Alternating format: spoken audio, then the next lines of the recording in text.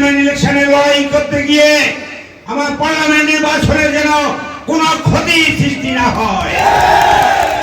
কারণ আপনারা গ্রুপিং করবেন, আপনারা ওতে প্রার্থী হবেন, উনি প্রার্থী হবেন, উনি দেখাবেন, এই দেখাইতে গিয়া পার্টিকে বিভক্ত করবেন, বিভাজন করবেন।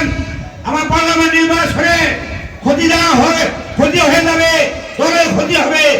এই কাজ সামনের দিকে যেন আমরা না দেখতে পাই। কথাটা কি ক্লিয়ার বুঝতে পারতেছেন?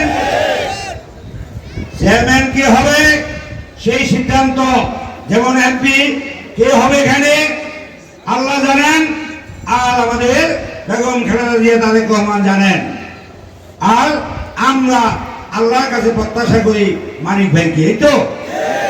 আর কোন ইউনিয়নের চেয়ারম্যান কে হইবেন এইটা ঠিক করবেন মানিক ভাই।